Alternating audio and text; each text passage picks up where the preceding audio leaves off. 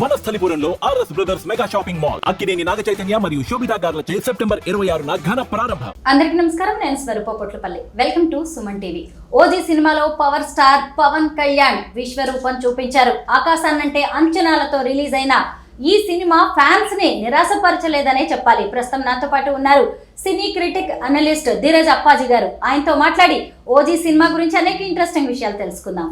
నమస్తే అప్పాజీ గారు. నమస్తే స్వరూప గారు. మీరు చూసారు కదా ఓజీ సినిమా, ఎలా అనిపించింది? ముఖ్యంగా ఈ సినిమాలో ఉన్న ప్లస్లు ఏంటి, మైనస్లు ఏంటో చెప్పండి. అంటే మీరు ఇందాక అన్నారు కదా, ఇది పవన్ కళ్యాణ్ విశ్వరూపం చూపించిన సినిమాగా మనం చెప్పొచ్చు. పవన్ కళ్యాణ్ ఫ్యాన్స్కి ఒక ఫీస్ట్ లాంటి సినిమా. ఆయన లుక్స్ కానీ, పర్ఫార్మెన్స్ కానీ, ఎలివేషన్ సీన్స్ కానీ ఇవన్నీ కూడా అసలు ఒక రేంజ్లో ఉన్నాయి. ఫ్యాన్స్ అందరూ కూడా పండుగ చేసుకునేలాగా ఉంది ఈ సినిమా. ఇంక వీటితో పాటు హైలైట్ పాయింట్స్ ఏంటంటే ఇమ్రాన్ హష్మీ, బాలీవుడ్ ఆర్టిస్ట్ ఇమ్రాన్ హష్మీ విలనీ కూడా చాలా బాగుంటుంది, ఒక రేంజ్లో ఉంటుంది. అలాగే మేకింగ్ స్టాండర్డ్స్ కూడా చాలా ఎక్స్ట్రాడినరీగా ఉన్నాయి. ప్రొడక్షన్ వాల్యూస్, డివి దానయ్య ప్రొడ్యూసర్, RRR తర్వాత ఆయన ప్రొడ్యూస్ చేసిన సినిమా కావడం వల్ల కావచ్చు, లేదంటే స్వతహాగా సుజీత్ డైరెక్టర్ అంతకుముందు తీసిన సాహో సినిమా కూడా మేకింగ్ వాల్యూస్ పరంగా ఒక రేంజ్లో ఉంటుంది. అలాగే ఈ సినిమా కూడా ప్రొడక్షన్ వాల్యూస్ పరంగా, మేకింగ్ స్టాండర్డ్స్ పరంగా ఒక బెంచ్ మార్క్ లాగా ఉంటుంది. ఇవన్నీ ఈ సినిమాకి హైలైట్స్గా మనం చెప్పచ్చు. మైనస్ ఏంటంటారు? మైనస్ అంటే ఈ మేకింగ్ వాల్యూస్ మీద, వీటి మీద పెట్టిన శ్రద్ధ, పవన్ కళ్యాణ్ క్యారెక్టరైజేషన్ మీద, ఆయన లుక్స్ పర్ఫార్మెన్స్ మీద పెట్టిన శ్రద్ధ కథనాల మీద కూడా పెట్టుంటే బాగుండేది అనిపిస్తుంది మనకి. ప్రధానమైనటువంటి బలహీనతగా చెప్పాలంటే అదే. అలాగే క్లైమాక్స్ కూడా ఇంకొంచెం ఎఫెక్టివ్గా ఉంటే ఇంకా బాగుంటుందని మనకి అనిపిస్తుంది. ఇటువంటి లోపాలు మినహాయిస్తే సినిమాలో అన్నీ అంటే హై మూమెంట్స్ చాలా ఉంటాయి. ఇంకొకటి ఏంటంటే మెయిన్ ఈ సినిమాకి సంబంధించి ఎక్కువగా వినపడుతున్నటువంటి కంప్లైంట్ నాకు కూడా అనిపించింది ఏంటంటే హింస మరీ మోతాదు మించిపోయి ఉండడం. చాలా హింసాత్మకమైనటువంటి సన్నివేశాలు. అందుకే ఈ సినిమాకి ఏ సర్టిఫికేట్ కూడా ఇవ్వడం జరిగింది. సో అంటే పవన్ కళ్యాణ్ ఒక ఉప ముఖ్యమంత్రి హోదాలో ఉండి ఆయన సినిమాకి ఒక ఏ సర్టిఫికేట్ ఇవ్వడం, హింస ముఖ్యంగా ఆయనకి లేడీస్లో కూడా చాలా ఫాలోయింగ్ కదా పవన్ కళ్యాణ్కి. అటువంటిది లేడీస్ సినిమా చూడడానికి ఇబ్బంది పడేలాగా కొన్ని సన్నివేశాలు, అంటే అలానే అసభ్యత అశ్లీలత అనేది ఎక్కడ ఉండదు, హింసపరంగా మాత్రం కొంచెం చూడడానికి ఇబ్బంది పడేలాగా అనిపించే స్థాయిలో ఉన్నాయి. అదొక కంప్లైంట్గా లేదంటే మైనస్ పాయింట్గా మనం చెప్పొచ్చు. జపాన్లోని సమురాయ్ వంశ వారసుడిగా పుట్టడం ఆయనే ఓజాస్ గంభీరా. ఓజాస్ గంభీరా పేరు కూడా చాలా డిఫరెంట్గా అనిపిస్తుంది. ముంబైకి షిఫ్ట్ అవ్వడం, వేరే వాళ్ళు దత్తత తీసుకోవడం, ఆయన రక్షకుడుగా ఉండడం, ఎలా ఉంది ఈ స్టోరీ లైన్ అంతా? మీకు కరెక్ట్గానే అనిపించిందా? అంటే అదే, అంటే ఎక్కువ లేయర్స్ ఉన్నట్టు అనిపిస్తుంది. మీరు అన్నట్టు ఎక్కడో జపాన్లో మొదలై తర్వాత ముంబై వచ్చి ముంబై అలాగా జరుగుతుంది. అన్ని లేయర్లు అవసరమా అనిపిస్తుంది. అలాగే పవన్ కళ్యాణ్ అంతకుముందు యాక్ట్ చేసినటువంటి బాలు, పంజా ఆ సినిమాల ఆ కథనాల పరంగా కొంత ఆ ఛాయలు ఇందులో కనిపిస్తాయి. అది చెప్పాను కదా, టేక్ ఆఫ్ ఏమో ఒక లెవెల్లో ఎక్స్ట్రాడినరీగా ఉంటుంది. జపాన్లో మొదలయ్యి అక్కడ సమురాయ్ అని అదని ఒక దాదాపు 30-40 మినిట్స్ మనం సినిమా చూస్తుంటే ఒక ఇంగ్లీష్ సినిమా చూస్తున్నాం మనం, ఇది ఒక తెలుగు డైరెక్టర్ తీసిన సినిమానేనా అనేలాగా చాలా ఎక్స్ట్రాడినరీగా ఉంటుంది. తర్వాత అలాగే అంటే హై మూమెంట్స్ చాలా ఉంటాయి. ముఖ్యంగా Pawan Kalyan police station scene ఒకటి ఉంటుంది, అదిరిపోద్ది. ఫ్యాన్స్ అందరూ కూడా అసలు ఏళ్ళలో గోల పెట్టే సీన్ లాగా చాలా అద్భుతంగా ఉంటుంది. అటువంటి సీన్లు చాలా ఉంటాయి. ఇంచుమించు పవన్ కళ్యాణ్ కనిపించిన ప్రతిసారి కూడా ఫ్యాన్స్లో మంచి జోష్ నిండు వస్తుంది. కానీ మిగతా క్యారెక్టర్ల విషయంలో కానీ ఆ రివెంజ్ తాలూకు ఇది కానీ ఏదైతే ఉందో అది కొంచెం బలహీనంగా ఉందని అనిపిస్తుంది. సో ఆ రకంగా కొంత మైనస్ మార్కులు దానికి వేయాల్సి వస్తుంది అనమాట. హీరోయిన్ ప్రియాంక మోహన్ చాలా క్యూట్ గా ఉంది. సినిమాలో ఆమె క్యారెక్టర్ ఎలా అనిపించింది మీకు? అంటే ఆమె పాత్ర చాలా పరిమితమైనటువంటి పాత్ర ఉంటుంది. తన పాత్ర మేరకు తను బాగా పర్ఫామ్ చేసింది అంతే కదా. ఎక్కువ నిడివి పరంగా పెద్దగా ఉండదు, కానీ కథను మలుపు తిప్పే పాత్ర అనేది ఆమె వరకు తన పాత్రకి పూర్తి న్యాయం చేసిందని చెప్పొచ్చు. కానీ వీళ్ళిద్దరి మధ్య, ఇప్పుడు హీరో హీరోయిన్ల మధ్య ఉండే ఆ బాండింగ్ అది ఇంకొంచెం బాగుంటే బాగుండేదని అనిపిస్తుంది. అంటే కథకి మలుపు తిప్పే ఇది కాబట్టి వాళ్ళిద్దరి మధ్య అనుబంధం లేదంటే ఆ కెమిస్ట్రీ ఇంకా బాగా ఉండుంటే సినిమాకి ఇంకా బాగా హెల్ప్ అయ్యేదని మనకు అనిపిస్తుంది. సుజీత్ డైరెక్షన్, తమన్ మ్యూజిక్ మీకు ఎలా అనిపించాయి? తమన్ మ్యూజిక్ ఇందాక మనం చెప్పుకున్న హైలైట్స్లో one of the major highlights వచ్చి తమన్ బాగా ట్యూన్స్ కానీ బ్యాక్గ్రౌండ్ స్కోర్లో విశ్వరూపం చూపించాడని చెప్పచ్చు. ఎలాగైతే పవన్ కళ్యాణ్ పర్ఫార్మెన్స్ పరంగా ఆయన ఒక రేంజ్లో ఆయన పీక్స్ అంటారు కదా అలాగ ఉందో, తమన్ బ్యాక్గ్రౌండ్ స్కోర్ కూడా ఒక రేంజ్లో ఉంది, ఎక్స్ట్రాడనరీగా ఉంది. అంటే మొన్నటి వరకు ఆయన ఎన్బీకే తమన్నా అన్న వాళ్ళు ఇప్పుడు ఈ సినిమా చూసిన తర్వాత కొనిదెల తమన్నా అనేలాగా ఉందని మనం చెప్పొచ్చు. ఇప్పుడు Telugu cinema pan India cinema అయిపోయింది. అవును, మన పెద్ద పెద్ద స్టార్ హీరోలు సినిమా తీస్తున్నారు అంటే బాలీవుడ్ హీరోస్ కూడా వచ్చి యాక్ట్ చేస్తున్నారు. కూలీ సినిమాలో అమీర్ ఖాన్ కావచ్చు, వార్లో హృతిక్ రోషన్ కావచ్చు, ఇప్పుడు ఈ సినిమాలో కూడా ఇమ్రాన్ హష్మీ లాంటి వాళ్ళు. అంటే ఏంటి మన టాలీవుడ్ ని బాలీవుడ్ ఎలా చూస్తుంది అనుకోవాలి? అంటే ఇప్పుడు మన తెలుగునే కాదు, ఇప్పుడు ప్రతి ఒక్కరు కూడా వాళ్ళు చేసే సినిమాల్లో అన్ని భాషలకు చెందినటువంటి నటీనటులు ఉండేలాగా జాగ్రత్త తీసుకుంటున్నారు. ఇప్పుడు ఉదాహరణకి ఈ సినిమాని హిందీ ఆడియన్స్ చూసినా కూడా వాళ్ళు ఓన్ చేసుకునేలాగా, ఇప్పుడు ఇమ్రాన్ హష్మీ విలన్గా నటించడం వల్ల ఇమ్రాన్ హష్మీ అక్కడ బాలీవుడ్లో చాలా పాపులర్ కాబట్టి ఆటోమేటిక్గా వాళ్ళు కనెక్ట్ అవుతారు. అలా కనెక్ట్ చేయడం కోసం, తర్వాత రీచ్ని పెంచడం కోసమే కదా ఇప్పుడు ఇవన్నీ చేసేది. సో ఆ విధంగా చూస్తే ఇందులో ఇమ్రాన్ హష్మీ పర్ఫార్మెన్స్ హైలైట్ అవుతుంది, అతని ప్రజెన్స్ కూడా బాలీవుడ్ ఆడియన్స్కి రీచ్ అయ్యేలాగా చేస్తుందని మనం చెప్పొచ్చు. ఇప్పుడు ఒక రకంగా చెప్పాలంటే తెలుగు సినిమా ఈజ్ రూలింగ్ మన బాలీవుడ్లో.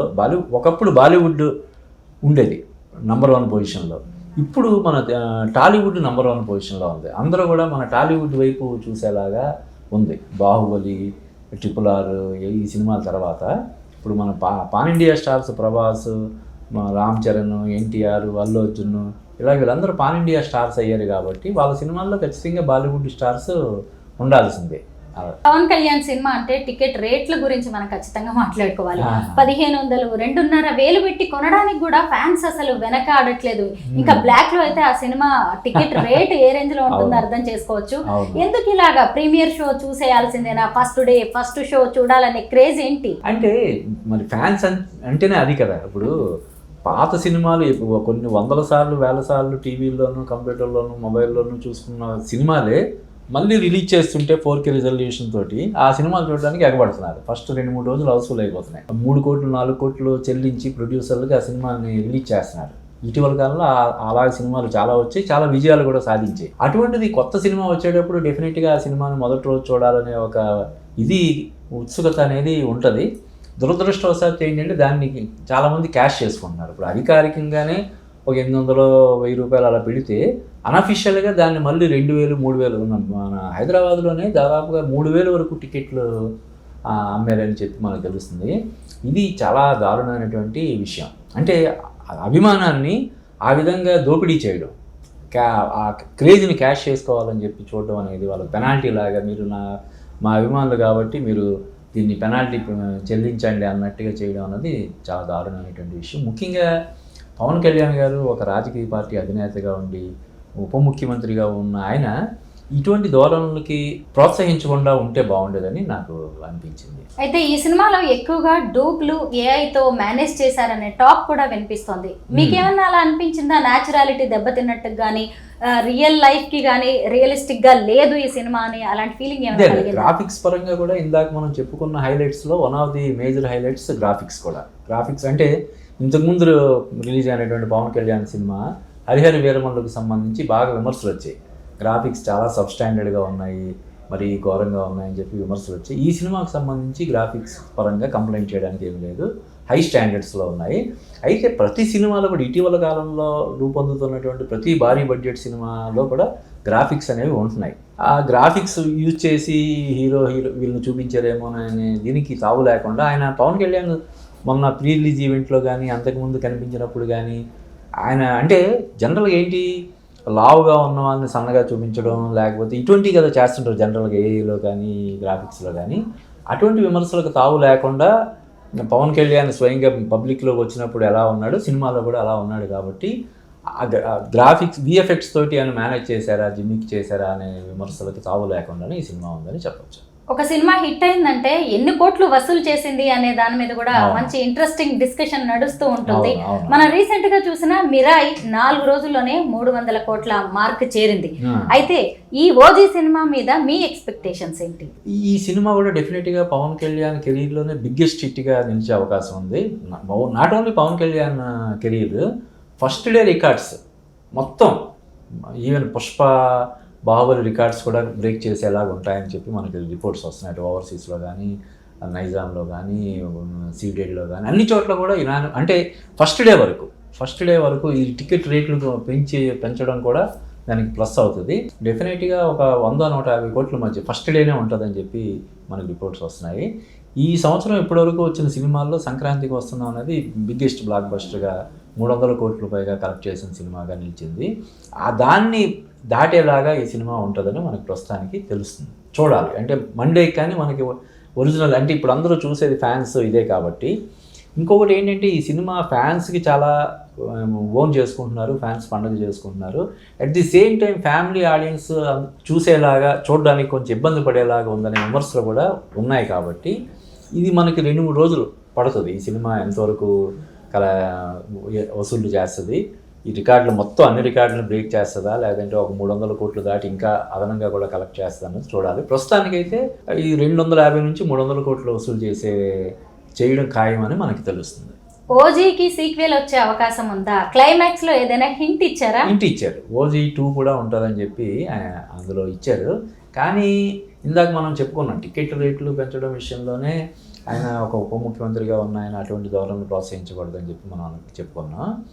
ఇది కూడా అంటే ఆయన రాజకీయాల్లో ఉండి ఇలా గ్యాంగ్స్టర్ క్యారెక్టర్స్ చేయడం అనేది ఖచ్చితంగా అంటే సినిమాగానే చూడాలి, రాజకీయాలను వేరేగా చూడాలి అంటే మనం చెప్పలేం. కానీ ఆయన ఒక రాజకీయ పార్టీ అధినేతగా ఉండి, ఉప ముఖ్యమంత్రిగా ఉండి, సమీప భవిష్యత్తులో ముఖ్యమంత్రి కూడా అయ్యే అవకాశాలు ఉన్నాయని భావిస్తున్నటువంటి నేపథ్యంలో, అంచనాలు వెలువడుతున్న నేపథ్యంలో ఆయన ఇటువంటి గ్యాంగ్స్టర్ సినిమాలు చేయకుండా ఉంటేనే మంచిదని నా వ్యక్తిగత అభిప్రాయం. బాగుందండి, మంచి రివ్యూ అందించారు ఓజీ సినిమా గురించి. ఇంకా మీ రివ్యూ చూస్తే చాలా మందికి సినిమా చూడాలనే ఆసక్తి కూడా కలుగుతుంది. Thank you so much. Thank you Swaroop garu, thank you so much. Suman టీవీలో మీ పర్సనల్ అండ్ బిజినెస్ ప్రమోషన్స్ కోసం కింది నెంబర్కి కాంటాక్ట్ చేయండి.